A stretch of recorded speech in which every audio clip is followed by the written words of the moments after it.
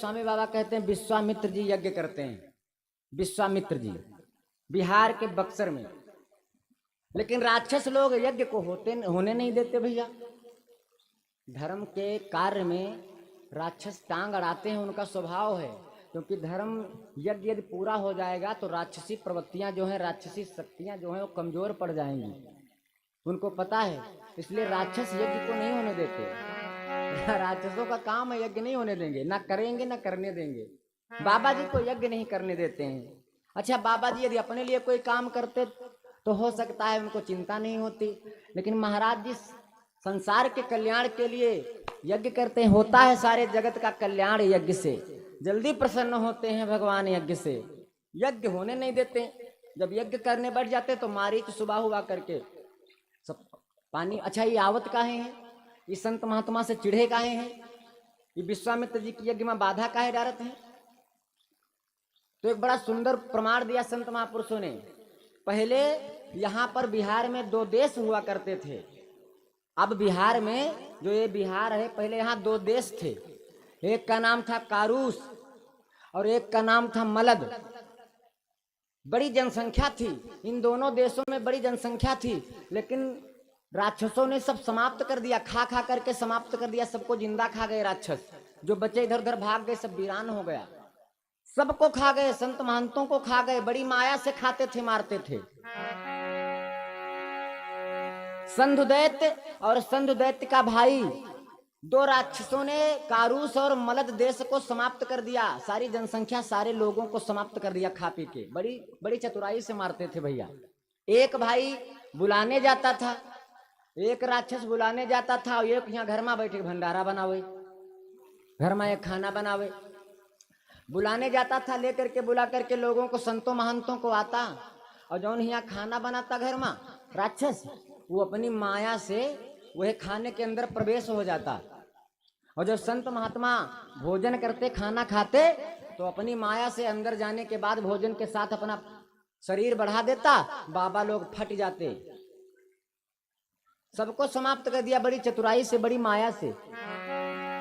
एक दिन अगस्त ऋषि के पास में पहुंच गया संधुदैत्य। बोला, महाराज आज हमारे घर में हाथ धो लो। अगस्त महाराज बोले, चलो भाई, आज आपके दरवाजे पर भोजन होगा, भोग लगेगा। एक ने भोजन बनाया, संधुदैत्य बुलाने गया।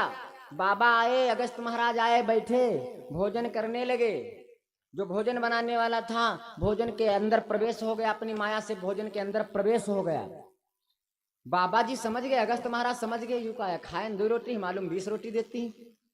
बाबा समझ गए पेट फूल रहा है, खाए 2 रोटी है और मालूम दे 20 रोटी खा लिया भाई। तो महाराज अगस्त मुनि ने अपने पेट पर हाथ मारा। अगस्त महाराज ने अपने पेट पर हाथ मारा, घुमाया, अंदर हजम हो गए बेचारो।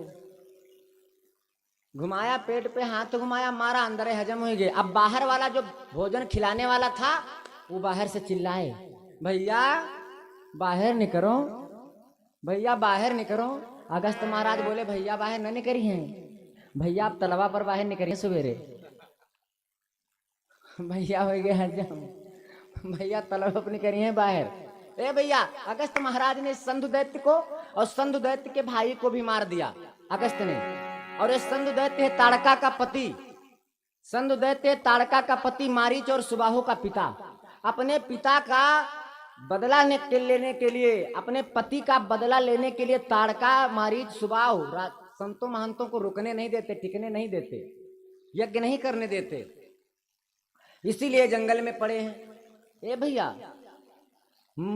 विश्वामित्र बड़ा परेशान हो गए, हमारे यज्ञ को नहीं होने देते, परमार्थ के लिए करता हूं तब भी यज्ञ को नहीं होने देते। गोस्वामी बाबा कहते, तब मुनि बर मन कीन्ह विचारा। सोचने लगे भगवान का काम है, ध्यान लगाया, समय के ज्ञानी है, ध्यान लगाया विश्वामित्र ने कि भगवान का अवतार हो चुका है। भगवान का अवतार इन्हीं राक्षसों को समाप्त करने के लिए हुआ है। भगवान का काम है, जी का काम वहां जाने, हम काहे बिना मतलब बीच में टेंशन लिए हैं। भगवान का काम है, लाओ भगवान के पास में जाएं, भगवान स्वयं आकर के हमारे यज्ञ को पूरा करेंगे, स्वयं आकर के हमारी मदद करेंगे। ए भैया, विचार किया, अब भगवान के पास में जाऊंगा। अब ए भैया, विश्वामित्र जैसा ज्ञानी, विश्वामित्र जैसा तपस्वी यदि चाहता तो मिट्टी उठा के मार देता, राक्षस मर जाते। लेकिन विश्वामित्र जैसा संत महात्मा तपस्वी मांगने जा रहा है, यज्ञ के लिए मांगने जा रहा है। संत महापुरुष तो यहाँ तक कहते हैं यदि आप कोई धर्म का काम करो, आप कोई भंडारा करो, कथा करो, कोई सत्कर्म का काम करो, कोई परमार्थ का काम करो, आपके पास में चाहे जितना धन हो, चाहे जितना पैसा हो, आप पूरा भार उठाने वाले हैं, भगवान ने आपको हर लायक बनाया है।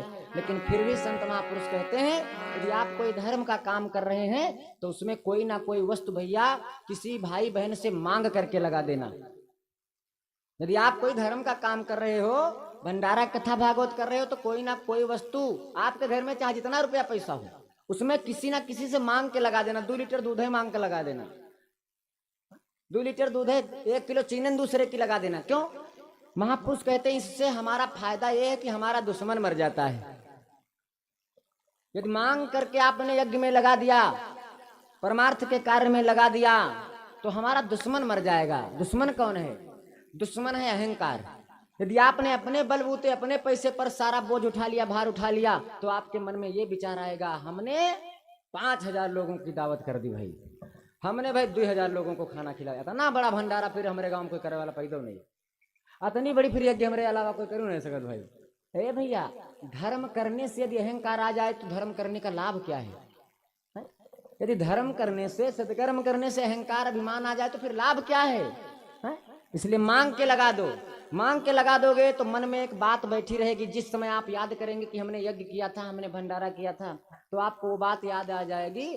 इसमें बीडीसी ने, प्रधान जी ने, सुरेश चाचा ने इसमें आए 1 कुंटल आटा दिया था, 1 टीन तेल दिया था, 1 बोरी आलू दिया था, है ना?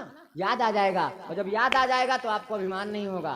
तो ये बात मन में बैठी रहेगी कि आपने, सबने सहयोग किया तो निपट गया, सबका सहयोग हुआ, सबका साथ मिला तो निपट गया।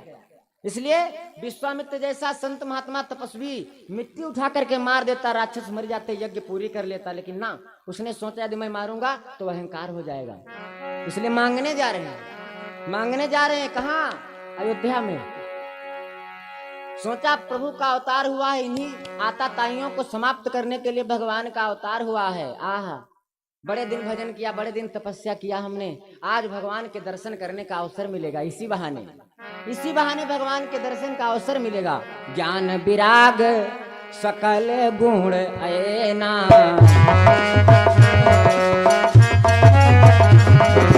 अरे ज्ञान विराग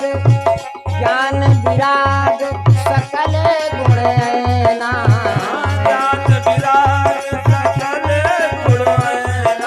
अरे ज्ञान विराग सकल गुण ऐना, सो प्रभु मैं देखा बहरी नैना।